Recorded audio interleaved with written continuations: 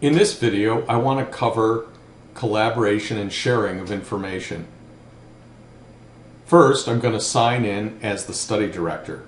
And this runs in an Internet Explorer window, as does most of Study Advantage. So I've logged in for security purposes. And now I can select from any of the studies in my list. So I'm going to pick this one arbitrarily, a cachexia study. And I want to cover how information can be shared with other people, not just within my lab or organization, but over the internet, if you so desire, worldwide. And Study Advantage supports encryption so that your data is secure even over the internet. This is an option. It's certainly not required. And if you feel uncomfortable about sharing information on the internet, certainly you don't have to do that. But it is a safe way to go. So I'm going to look at some study permissions for this particular study. And I've given the user, scientist, that's the username, rights to enter data, view results, or even act as the study director. So there's different levels of permissions within Study Advantage. So basically, the scientist can look at the study that I've created and do just about anything at this point. And I'm going to show you that. Here's another Internet Explorer window. So this scientist may be anywhere in the world if you're sharing your information on the internet, or perhaps only within your local area network within your own organization. So the scientist logs on,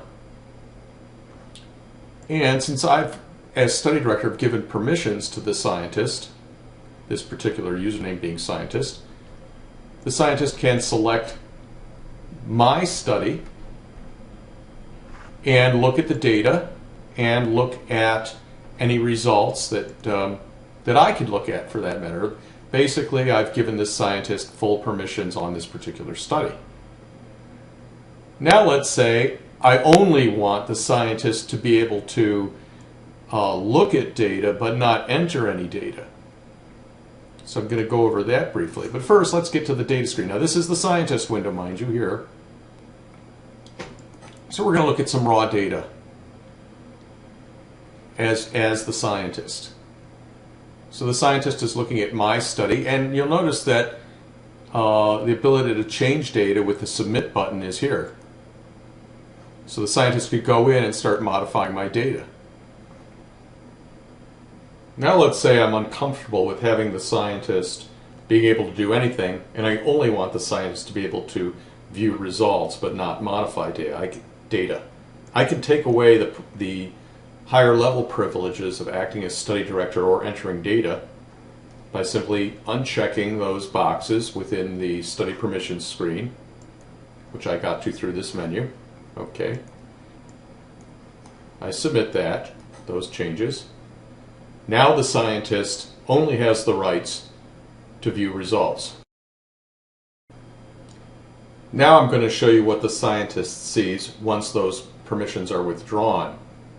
So in this Internet Explorer window, we're logged in as the scientist, and we're going to jump over to the data screen.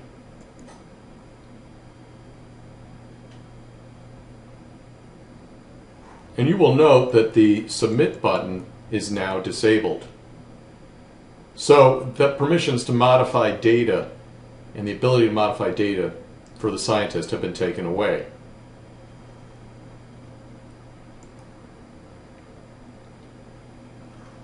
Now, there's other permissions, levels of permission. Acting as study director, that entails being able to do certain things.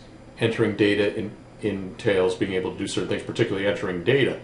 Now, you might want to have a situation for a technician where the technician can enter data but cannot view any results. That's for obvious reasons. So as you can see, there's a lot of levels of permission built into Study Advantage, and it provides a safe and easy way of sharing data both within your organization or, if you desire, across the internet worldwide in a safe and secure way.